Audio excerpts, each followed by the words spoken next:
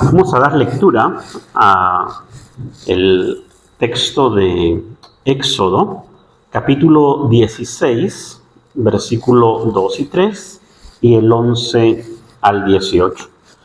Dice así: allí, en el desierto, todos los israelitas comenzaron a quejarse de Moisés y de Aarón. Les decían: ustedes nos han traído a este desierto para matarnos de hambre. Hubiera sido mejor que Dios nos quitara la vida en Egipto. Allá por lo menos teníamos ollas llenas de carne y podíamos sentarnos a comer hasta quedar satisfechos. Versículo 11. Y Dios le dijo a Moisés: ya he oído cómo se quejan los israelitas, pero diles que ahora van a saber quién es su Dios.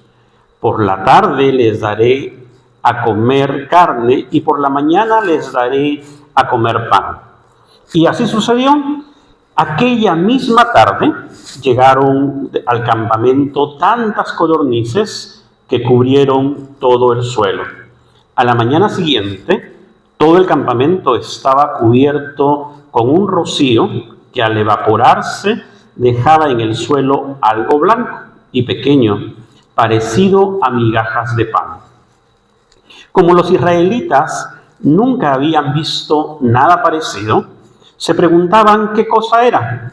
Moisés les dijo: este es el pan con que Dios los va a alimentar. Él ordena que cada uno recoja unos 2 kilos por persona. Eso será suficiente para cada uno. Nadie debe recoger más de lo necesario. Los israelitas hicieron lo que Dios había ordenado. Unos recogieron muchos y otros poco. Pero al medirlo, ni le sobró al que recogió mucho, ni le faltó al que recogió poco. Oremos un momento. Dios, tú que nos das la vida, tú que nos acompañas, tú que estás con nosotros en cada momento, en cada circunstancia, a pesar de la necesidad, la crisis y las situaciones que podemos enfrentar, te damos gracias por eso, por ser un Dios que no nos juzga, sino un Dios compañero y caminante junto a nosotros. Te pido también, Señor, en esta tarde que abras nuestro corazón y nuestra mente para poder aprender tu palabra, comprenderla y ponerla en práctica día a día. Gracias, en el nombre de Jesús. Amén y amén. Nos han tocado textos ricos en sentidos y significados, pero también bastante complicados, porque ¿cómo se explica la magia del milagro? Y vemos muchos milagros en este pasaje. Pero no nos vamos a centrar en explicar el milagro en sí, sino en lo que representa este milagro para nuestra vida cotidiana. Así que titulé el sermón de esta tarde como Dios acompaña y bendice, pero no te sanciona porque te quejas. Una idea interesante como afirmación. En un contexto donde se nos ha enseñado muchas veces que no le puedes decir a Dios cuando estás molesto, en un tono malo, que siempre tienes que tener como la cabeza gacha delante de Dios para no quejarte. Pero a lo largo del texto bíblico vemos a muchos personajes que se quejan con Dios y que pelean con Dios. Desde la historia de Jacob, cuando Dios le cambia a Jacob el nombre, ¿recuerdan qué nombre le puso? Israel. ¿Qué significa Israel? El que pelea con Dios. Ahí encontramos, no es solo el que se queja, sino el que pelea con Dios. Primera barrera, entonces, Dios no se molesta si nos quejamos o si estamos frustrados y necesitados. es lo que encontramos en este texto. Un Israel que está cansado. ¿Cuánto era la distancia? Si uno comienza a sacar su medición, hoy diríamos su carro va viajando desde Egipto hasta la tierra de Canaán, Palestina, hoy diríamos que está a horas. Bueno, por ahí Carmen, que supongo que ha hecho esa travesía, ¿no es cierto? Está a horas, ¿verdad? Pero 40 años. Bueno, aquí no tienen 40 años, dice el texto que tienen meses de haber salido. Imagínense si salimos de nuestra comodidad a la incomodidad, de nuestra situación de confort, donde todo aparentemente está bien, hacia el caos donde todo se pone de cabeza. Egipto representa no solo el sistema, la gran ciudad, sino que representa sobre todo la comodidad. Y el desierto representa el caos, la muerte, la necesidad, la falta de todo, porque ahí no podrías ir a tu refrigeradora para abrirla y sacar lo que necesitas para comer. Ahí en el desierto no hay Kentucky para saciar el hambre, no hay absolutamente nada. Pero es en el trajín de la ciudad, de la comodidad, donde no se encuentran con Dios. No porque Dios no esté en la ciudad ni en la comodidad, sino porque cuando estamos cómodos, nos es bien difícil pensar en Dios, porque pensamos en nuestra propia satisfacción. Nos hemos vuelto, incluso hoy, así como Israel quejándose de su pasado, nos hemos vuelto muy hedonistas muchas veces. Porque entonces allí aparece Dios y saca a Israel de Egipto. Y eso es sacar a Israel de la comodidad. ¿Ustedes creen que Israel se queja con causa? Yo sí me hubiera quejado, no sé ustedes, pero yo sí me hubiera quejado. El pastor Armando tal vez también, ¿no es cierto? Yo me hubiera quejado, claro que sí, y muchos de nosotros nos hubiéramos quejado porque no tenían absolutamente ninguna comodidad. Pero esto entonces nos plantea que el encuentro con Dios no es un encuentro en la comodidad o cuando todo aparentemente está bien, sino el encuentro con Dios es en el trayecto y en el camino a la incomodidad. Y esa es la gracia, porque se nos plantea desde allí el primer texto, que es la divisa o el lema del día de hoy. Efesios 2:19. Cuando el sistema religioso nos descalifica y nos pone fuera de la comodidad religiosa, del aquilosamiento y de pensar que ya estamos cerca de Dios, pero en realidad echamos o discriminamos. Y aquí Efesios está haciendo una crítica a ese judaísmo que considera que hay puros e impuros, y los impuros están incómodos. Y Pablo, o el escritor del libro a los Efesios, va a decir que en realidad todos hemos pecado. Y no hay judío ni gentil. Todos, no hay extranjero. Todos estamos en igualdad de condiciones.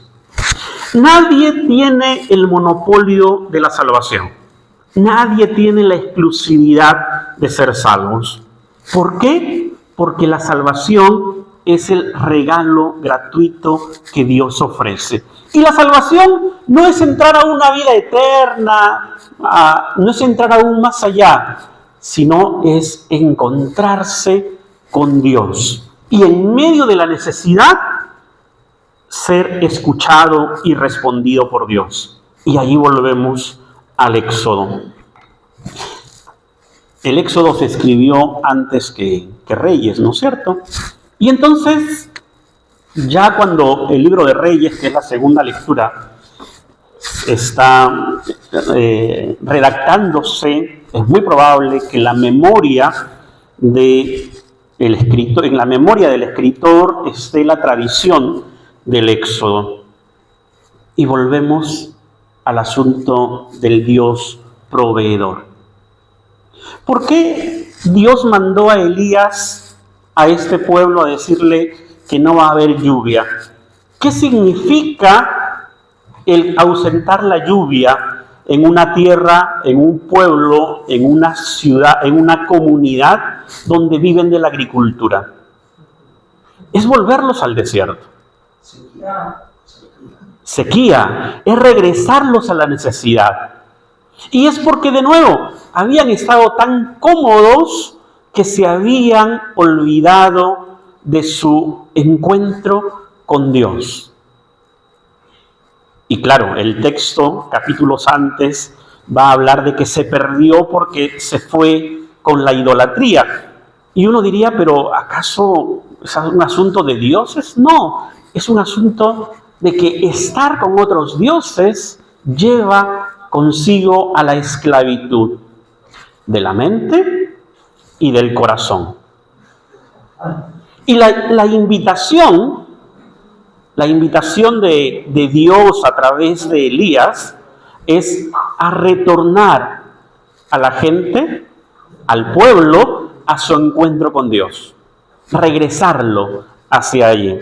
Y por eso es que, si bien es cierto, no los saca hacia el desierto, el decir que no va a llover es traer la necesidad, es ya no sacarlos al desierto, sino traerles el desierto a ellos y ponerles la incomodidad nuevamente. Y eso nos conecta con el Salmo. ¿Por qué no cambié el Salmo para cantarlo hoy? Porque me pareció que el Salmo bueno, no es que los otros salmos no estén bonitos, es que están muy bonitos, pero este Salmo es un salmo de queja. Es un salmo no de lamento, es un salmo de queja profunda de alguien que dice que le cuenta a Dios toda su situación, toda su necesidad, y que parece que Dios no le escucha a pesar de que Él cumple los mandamientos. ¿No nos sentimos así a veces? A pesar que nos pueden haber enseñado en algún momento de nuestra vida a decir que cuando nos preguntan cómo estamos, decir que estamos bendecidos, prosperados y en victoria. Y la verdad es que no somos super saiyajines, ni somos... Podemos estar bien, estar cómodos, pero en medio de eso, las situaciones de crisis, la necesidad existencial, es parte de la vida humana. La enfermedad. Hoy no están con nosotros acompañándonos varias personas porque están en un proceso de recuperación de la salud.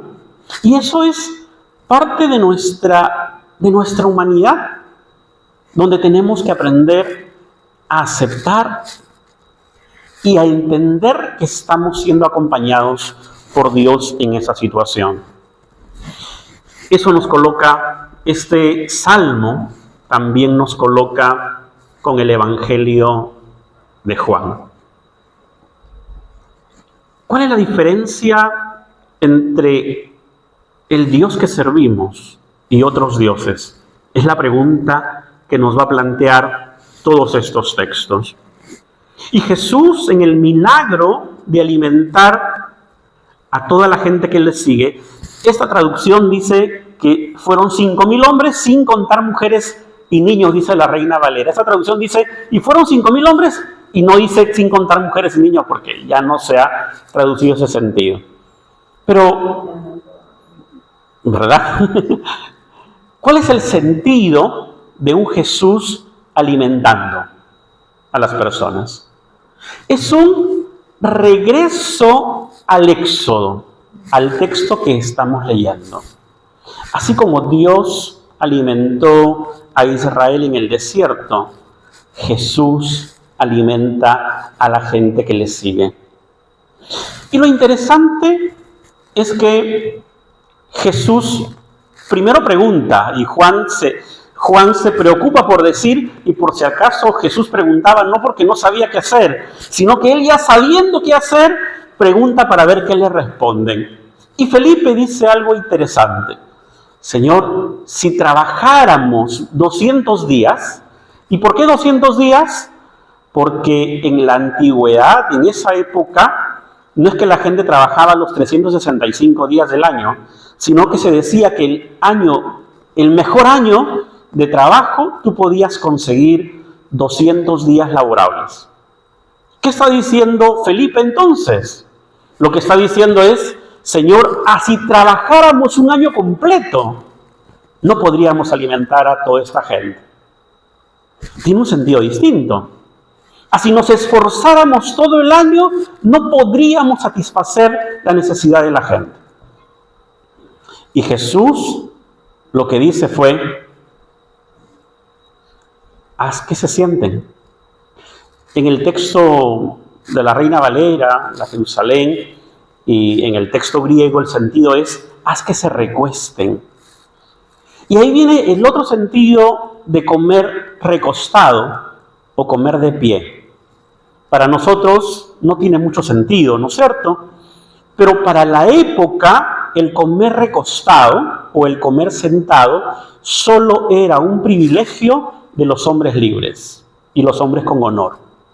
Pero la gente que sigue a Jesús es gente sin honor.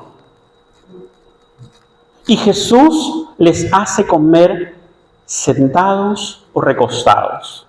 O sea que el milagro no está en el solo hecho de darles de comer. El milagro está en hacerlos libres y darles honor para que coman. Es un Jesús acompañando a la gente en el proceso de su liberación. Pero el texto sigue y dice, y la gente al ver que Jesús hizo el milagro, lo quisieron poner como rey. Es decir, la gente quiere volver a la atadura del sistema. ¿Se han dado cuenta de esta idea?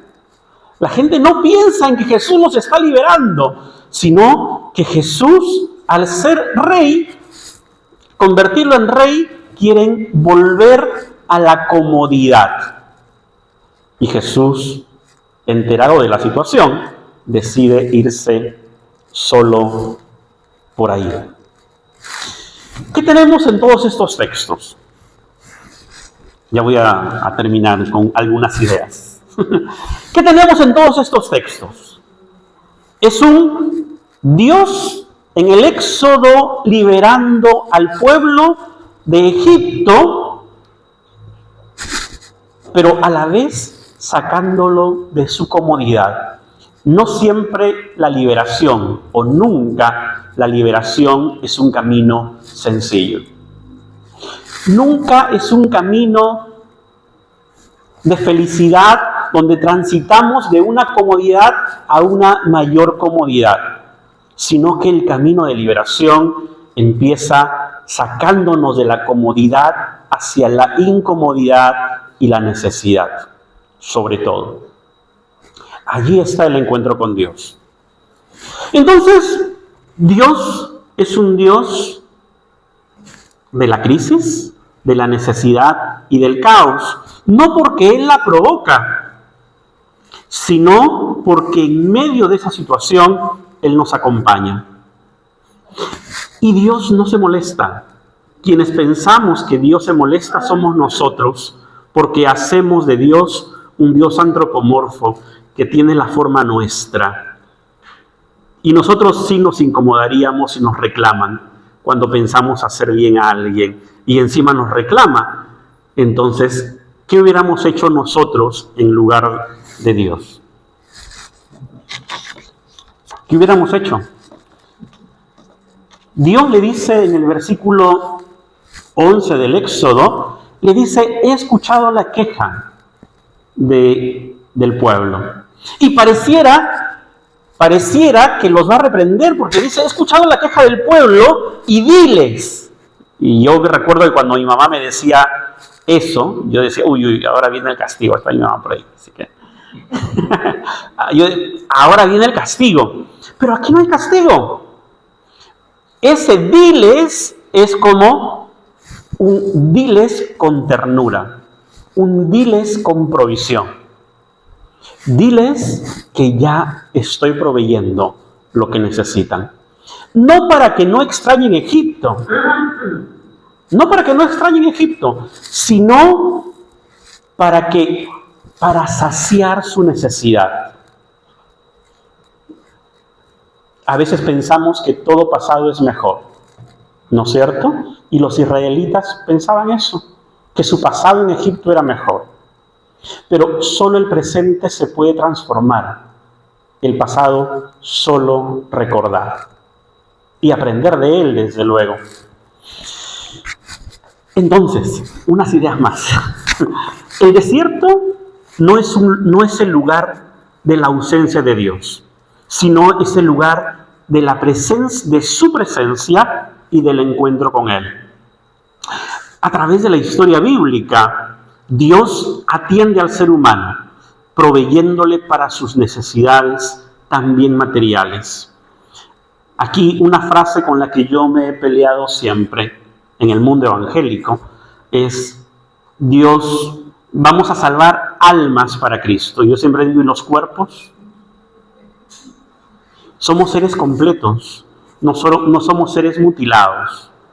Y al ser seres completos, no solo tenemos necesidades espirituales, tenemos necesidades materiales también. Y Dios enseñándonos aquí de que también su preocupación es proveernos para esas necesidades materiales. La otra idea interesante es que el texto, tanto en Juan, cuando dice que recogieron las sobras y las sobras alcanzaron 12 canastas, 12 cestas. ¿Cuál es el sentido del 12? Aparte de gobierno, el sentido del 12 cestas es que tranquilamente alcanzaba para alimentar a otro pueblo más. Esa es la idea del 12 aquí. No solo para alimentar a los que le seguían a él, sino para alimentar a otro pueblo más sin ningún problema. Y en el Éxodo, esta idea de que algunos recogieron más y otros recogieron menos, no solo es que cada uno recogió lo que necesitaba, sino que también el respeto y la responsabilidad con eso que Dios provee. Eso es interesante en este texto y no faltó para nadie. Lo interesante es que el texto dice, la traducción de la TLA dice que Moisés les indicó que recojan casi 2 kilos. Bueno, ustedes se imaginan comer 2 kilos en una sola comida. Sería terrible, ¿no? Uno quedaría empanzado. Pero la idea no es que fueron 2 kilos literalmente, sino que es la manera de representar que es comer hasta estar saciados. Entonces, las luchas que encontramos en el texto. Necesidad material es también la manera de tener a Dios cerca a nosotros.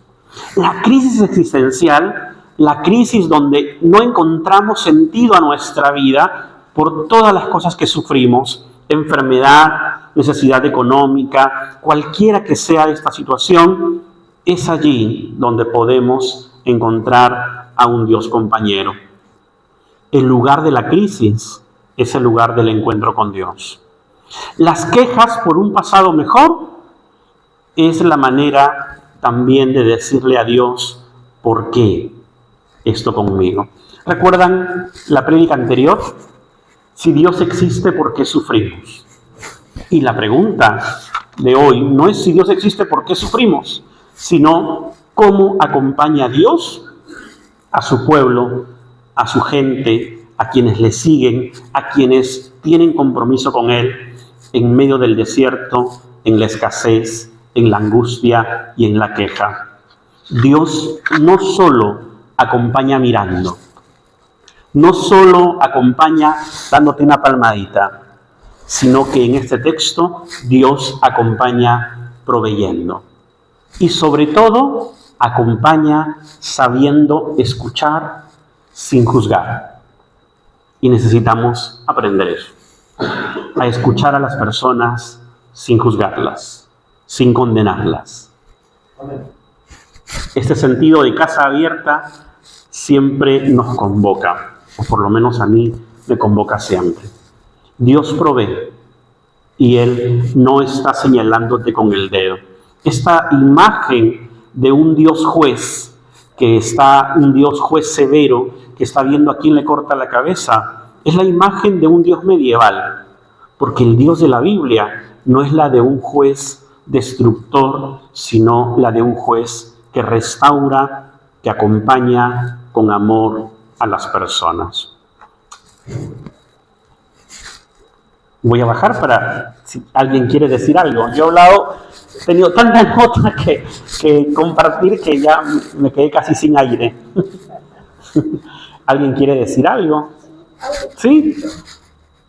De todas las cosas que usted ha hecho, ¿no? De Dios, proveedor, yo rescato algo también bien importante, me ha gustado mucho, es el hecho de que Dios no mira condiciones, ¿sí? Alguien, no digo revalora, porque la gente pobre, la gente sin honor, es la pequeña y a la que Él atiende. Yo digo, Dios valora, valora y le da especial, eso de estar sentado por el costado. Eso me gusta mucho, o sea, nos reafirmamos que Dios no mira condiciones, Él simplemente nos escucha y nos ayuda. Sí, interesante. Un Dios que no juzga, que nos valora, que nos escucha. Muchas gracias, hermana Berta. ¿Alguien más quiere decir algo de esta reflexión? Hermano Mario. Bueno, eso de regresar al desierto también podría significar durante ese tiempo es el proceso, ¿no? que las personas experimentamos, ¿no? Después de haber renegado, ¿no? Y caminar hacia donde Dios quiere llevar, o sea, ese proceso, ¿no? de cambio. Sí. Interesante que el texto dice que al haber salido unos meses, el pueblo comenzó a quejarse. Eso es interesante. Y si lo completamos con todo el Éxodo, cuando dice que el pueblo estuvo 40 años, no es que literalmente fueron 40 años, es que el número 40 representa algo completo, algo terminado, que ya está preparado, entrenado. Ese es el sentido. Es muy interesante porque es también el número 40, representa Moisés cuando sale, después de 40 años de estar en el desierto, Dios lo llama, cuando está entrenado. Jesús va al desierto y 40 días cuando termina su entrenamiento para empezar su ministerio. Esa es una idea interesante. Es parte del proceso, como dice usted. Carmen. Sí, gracias. Uno de los detalles con los que yo tendría que, digamos, que reflexionar es que no era bien cierto que ellos estaban, vamos a verlo así, ni cómodos ni en una situación de prosperidad en Egipto, porque ellos finalmente eran esclavos y hace mucho tiempo que andaban lloroneando para que el Señor les quitara y les mostrara a este Mesías que los liberara. Cierto que, digamos que es como una gallina a la que uno alimenta pero no tiene libertad y su fin es la muerte. Entonces, un poco no entendiendo, digamos, el por qué lloroneaban diciendo, bueno, estábamos felices, digamos, en Egipto. No, estaban menos peor que en ese momento, pero no era una situación de comodidad, ¿no? A ver, ahí hay que mirar lo siguiente. Israel estuvo en Egipto 430 años en promedio. Y fueron los últimos 40 años que ellos entraron a tener una forma de esclavitud. Y la esclavitud fue porque tenían miedo los egipcios a que sea un pueblo mucho más grande y les serruchen el piso, que los saquen del poder. Lo que el texto dice es que ellos añoran la comodidad, no de la libertad, porque sí es cierto que cuando salen de ahí, estaban en esclavitud. No añoran la comodidad de la libertad, añoran la comodidad de tener por lo menos todo saciado. Alimentación, que es lo que les falta, agua, una casa, que son las comodidades básicas que ellos en el desierto no tienen. Eso es lo que añoran. Y esa es la queja. La queja es, aquí no tenemos nada y allá ya éramos esclavos, pero teníamos todo.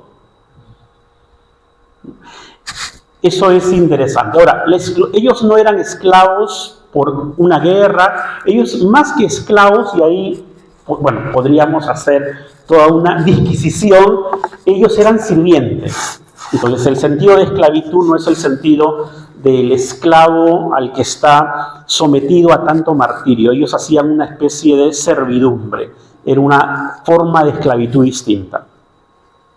¿Cuál es la diferencia? Que el esclavo es enteramente propiedad de un dueño en particular y no tiene derechos, su cuerpo, su voluntad y todo está sometido a la voluntad del amo. Un sirviente tiene derechos, tiene cierta autonomía, no independencia, pero cierta autonomía. Y en la antigüedad esa es una diferencia legal muy, muy importante. Porque ellos tampoco es que tenían toda la libertad coartada, tenían cierto grado de autonomía, para no usar el término de libertad, tenían cierto grado de autonomía.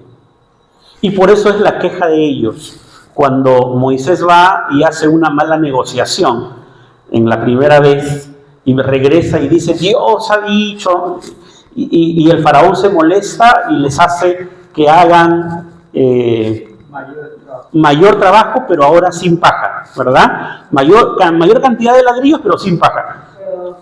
Ya, eso no necesariamente era la orden para esclavos, sino para sirvientes, que tenían cierta autonomía y que se les medía incluso el pago o el jornal según la producción. Exactamente, lo has dicho ahí, como el destajo. Entonces, las condiciones eran relativamente otras. Sí era una condición miserable, sí, pero ellos añoran esa miseria a la miseria del desierto, según la lógica de ellos. ¿Alguien más quiere decir algo? Sí, ahí, hermana. Me olvidé su nombre, hermana. Mónica.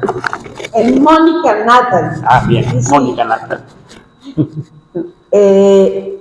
Yo pongo el tema del desierto en la actualidad, actualizándolo, ¿no?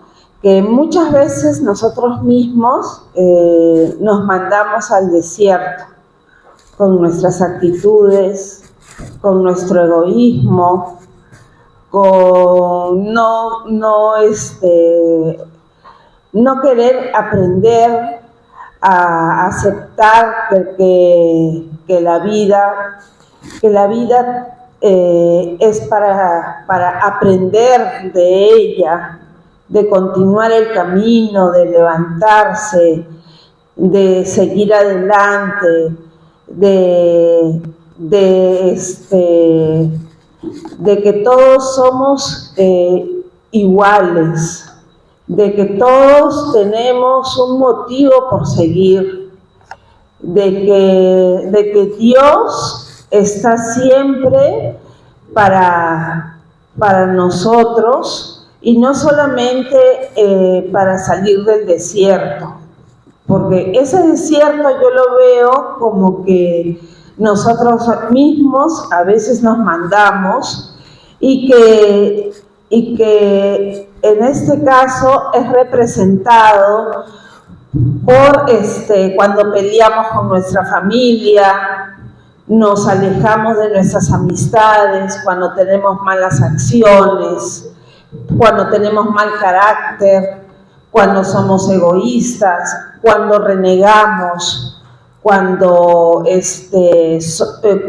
tenemos dinero de repente y vemos a alguien que lo necesita y no se lo damos, sabiendo que tenemos ese dinero. No, yo creo que con esas acciones nosotros nos mandamos al desierto, pero ahí nos estamos matando de hambre, porque estamos entrando en sequía. Nuestro cuerpo está entrando en sequía con esos actos. Sí, los seres humanos somos complejos. Y dentro de esa complejidad, a pesar de esa complejidad, Dios nos acompaña y no nos juzga. Podemos entrar al desierto por nuestras malas acciones, o también puede haber situaciones donde, a pesar que hacemos las cosas bien, entramos en situaciones de crisis, porque es parte también del vivir la vida humana.